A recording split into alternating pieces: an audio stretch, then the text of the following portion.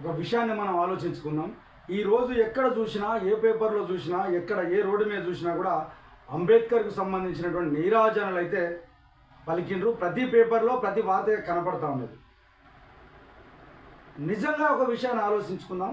ఈరోజు ప్రతి ఒక్కరూ రాజ్యాంగ పదవులలో ఉన్నారు. అది అంబేద్కర్ రాసిన రాజ్యాంగం మీద ప్రమాణం చేసిన వ్యక్తులే ఉన్నారు.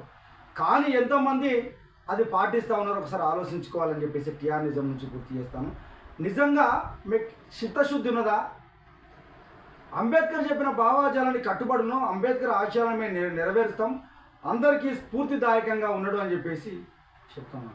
ప్రపంచ దేశాలేమో ఆయన యొక్క పాఠాలను పెట్టి గౌరవిస్తూ ఉన్నారు, పుస్తకాలలో ఆయన పాఠాలను బోధిస్తూ ఉన్నారు. కానీ మన దగ్గర మాత్రం దాన్ని విస్మరించే సందర్భం అయితే ఉన్నది. నిజంగా మీకు చిత్తశుద్ధి మీకు అన్ని విధాలుగా ఉంటే అంబేద్కర్ ఆశయాలను నెరవేర్చాలని ఏం చెప్పిండా? మద్యం పంచొద్దు, మాంసం పంచొద్దు, విలువైన ఓటు ఆయుధం మీ దగ్గర ఉన్నది, దాన్ని మీరు సక్రమంగా వినియోగించుకోండి అని చెప్పేసి అంటే ఏ ఒక్కరైనా దారిలో ప్రయాణించే సందర్భం ఉన్నదా? ఈరోజు చాలా దిక్కులలో అంబేద్కర్ యొక్క ఫోటోలు కూడా గవర్నమెంట్ కార్యాలయాలు లేవా? ఎంత సిగ్గుసేటో ఆలోచించుకోవాలి. ఈరోజు బహుజనవాదులను చెప్పుకొని తిరిగేటువంటి వ్యక్తులు కూడా అంబేద్కర్ యొక్క ఫోటోను కూడా పెట్టుకోలేని సందర్భం ఉన్నది. ఈరోజు ఫోటోలకు పోజులు ఇచ్చిన వాళ్ళే 100కి 100 రూపాయలు ఎక్కువ కనపడతా ఉన్నారు. నిజంగా మీకు చిత్తశుద్ధి ఉంటే, మీరు నిజంగా అంబేద్కర్ ఆశయాల కోసం పనిచేసే వ్యక్తులైతే, నిజంగా అంబేద్కర్ భావాజాలను పెంపొందించే వ్యక్తులైతే మీరు ఓటు నమ్ముకోవద్దు, మీరు మద్యాన్ని పంచొద్దు, మాంసాన్ని పంచొద్దు, స్వచ్ఛందంగా ఓట్లు వేసేయడానికి మీరు కంకణబద్దులై పనిచేయాలని చెప్పేసి టీఆర్ నిజం నుంచి గుర్తు చేస్తాను. ఈరోజు ప్రతి ఒక్కరికి విద్య అందాలని చెప్పేసి ఆయన కోరుకున్నాడు. ఖచ్చితంగా నాణ్యమైన విద్య అందించే విషయంలో ప్రభుత్వాలు చిత్తశుద్ధితో పనిచేయాలి. ఇక ముఖ్యమంత్రి గారు చెప్తున్నారు, గాంధీ ఉన్ను అంబేద్కర్ దేశానికి 2 కన్నులు. తెలుసు రావు ఎవరేం చేసిరో సమాజానికి తెలుసు, ఆ సంపన్న కులాలందరికీ తెలుసు.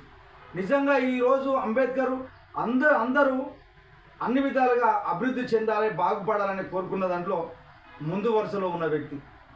ఖచ్చితంగా అంబేద్కర్ ఆశయాలను కొనసాగిస్తారని ఈ సంవత్సరం నుంచి అయినా కూడా, ఈ అంబేద్కర్ జయంతి సందర్భంగానైనా కూడా ఆ విధంగా మీరు అడుగులేయాలి.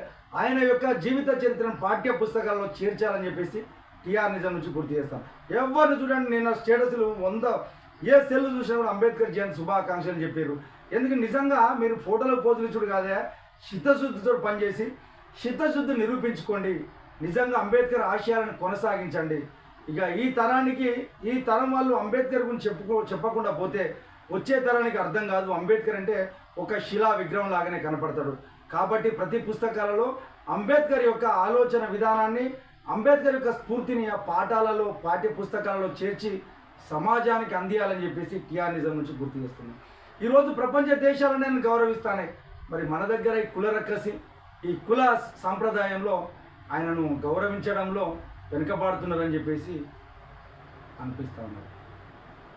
నిజంగా ఎంతమంది హార్ట్ఫుల్గా అంబేద్కర్ ఆశయాల కోసం పనిచేస్తారో మనం వేచి చూడాలని చెప్పేసి, నిజంగా అంబేద్కర్ వాదులారా, అంబేద్కర్ భావాజాలాన్ని గడప గడపకు తీసుకుపోవాలని చెప్పేసి టీఆర్ నిజం నుంచి గుర్తు చేస్తాను. మనం ఒక కంకణ బద్దులై పనిచేస్తాను. ఒక అంబేద్కర్ ఫౌండేషన్ను ఏర్పాటు చేసి దానికి సంబంధించి గడప గడపకు అంబేద్కర్ ఆశయాలను, గడప గడపకు రాజ్యాంగాన్ని పరిచయం చేయాలని చెప్పేసి కంకణబద్దులై ఉన్నాం. ఇది అతి త్వరలో మేము ముందుకు తీసుకురావడానికి టీఆర్ నిజం ముందుంటుందని చెప్పేసి మీకు తెలియజేస్తాను. అందరికీ ఇంకో విషయాన్ని కూడా తెలియజేస్తాను, మీరు మా ఛానల్ని సబ్స్క్రైబ్ చేయండి, మమ్మల్ని ఆదరించండి, మా వీడియోలు ఎక్కువ మందికి చేరే విధంగా మీరు సహకరిస్తారని చెప్పేసి, మీ వంతు సహాయ సహకారాలు మాకు అందియాలని చెప్పేసి టీఆర్ నిజం నుంచి ఒక్కసారి గుర్తు చేస్తాము.